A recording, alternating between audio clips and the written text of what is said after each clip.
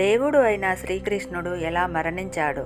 కృష్ణుడిని ఎవరు చంపారు? కురుక్షేత్ర యుద్ధం తర్వాత తన కుమారులని కోల్పోయిన గాంధారి దుఃఖంతో శ్రీకృష్ణుని ఇలా శపించింది. నా వంశం నశించినట్టు నీ యాదవ వంశం కూడా నశిస్తుంది అని గాంధారి శాపం పెడుతుంది.